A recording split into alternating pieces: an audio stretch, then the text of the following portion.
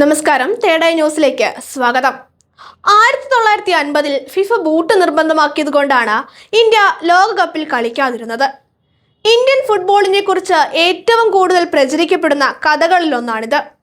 തലമുറകളായി മാധ്യമങ്ങളിലൂടെയും സോഷ്യൽ മീഡിയയിലൂടെയും ആവർത്തിക്കപ്പെടുന്ന ഈ വാദം ഇന്ന് പലരും ചരിത്ര സത്യമായി തന്നെ വിശ്വസിക്കുന്നുണ്ട്.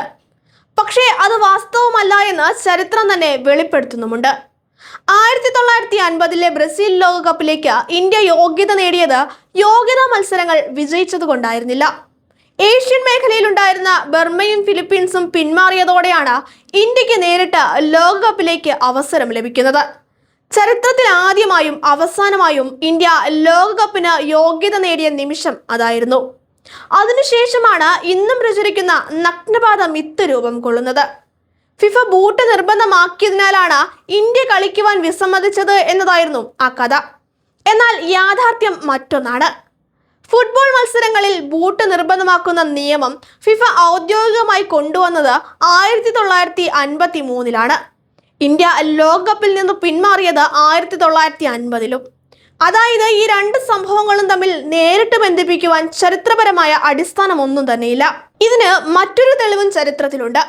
1948-ലെ ലണ്ടൻ ഒളിമ്പിക്സിൽ ഇന്ത്യൻ താരങ്ങളിൽ പലരും നഗ്നപാതരായോ അല്ലെങ്കിൽ ലളിതമായ പാദ സംരക്ഷണത്തോടോ കൂടിയാണ് കളത്തിലിറങ്ങിയത്. അന്ന് ഫിഫയോ അന്താരാഷ്ട്ര ഒളിമ്പിക് കമ്മിറ്റിയോ ഒന്നും ഇന്ത്യയെ തടഞ്ഞിരുന്നില്ല. ഫ്രാൻസിനെതിരായ മത്സരത്തിൽ ഇന്ത്യ മികച്ച പ്രകടനമാണ് അന്ന് പുറത്തെടുത്തത്. അതിനാൽ നഗ്നപാതരായിരുന്നതിനാൽ 2 വർഷങ്ങൾക്കിപ്പുറം ഫിഫ ഇന്ത്യയെ ലോകകപ്പിൽ നിന്ന് വിലക്കിയെന്ന വാദം യാഥാർത്ഥ്യത്തോട് പൊരുത്തപ്പെടുന്നില്ല. ഈ മിത്തിന് പിന്നിൽ മറ്റൊരു സംഭവമുണ്ട്. 1948-ലെ ഒളിമ്പിക്സിൽ ഇന്ത്യൻ ക്യാപ്റ്റൻ താലിമരൻ ആവോ ബ്രിട്ടീഷ് മാധ്യമങ്ങളോട് പറഞ്ഞ ഒരു വാചകം പിന്നീട് വ്യാപകമായി ഉദ്ധരിക്കപ്പെട്ടു.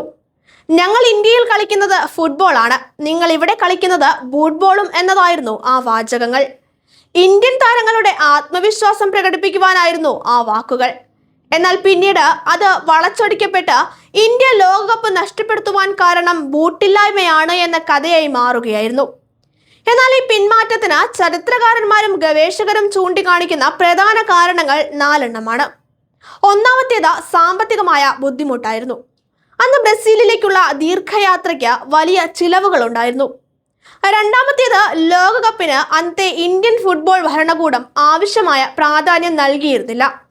അവരുടെ ശ്രദ്ധ എപ്പോഴും ഒളിമ്പിക്സിലേക്കായിരുന്നു. മൂന്നാമത് കൃത്യമായ പരിശീലനവും ടീം തയ്യാറെടുപ്പും ഉണ്ടായിരുന്നില്ല. നാലാമത്തേത് വിദേശ പരിചയക്കുറവും ദീർഘയാത്രയുടെ വെല്ലുവിളികളും അധികൃതരുടെ ആശങ്ക വർദ്ധിപ്പിച്ചിരുന്നു. ഈ ഘടകങ്ങൾ ഒന്നു ചേർന്നതോടെയാണ് ഇന്ത്യ ലോകകപ്പിൽ നിന്ന് പിന്മാറുവാൻ തീരുമാനിക്കുന്നത്. ബൂട്ടിനെ കുറിച്ചുള്ള ഒരു വിലക്കും അന്നത്തെ ഔദ്യോഗിക വിശദീകരണങ്ങളിലൊന്നും തന്നെ ഉണ്ടായിരുന്നുമില്ല. ഇന്ത്യൻ ഫുട്ബോളിന് അന്ന് നഷ്ടമായത് ഒരു ടൂർണമെന്റ് മാത്രമായിരുന്നില്ല, ലോകവേദിയിൽ സ്വന്തം കരുത്ത് തെളിയിക്കുവാനുള്ള അപൂർവ അവസരമായിരുന്നു.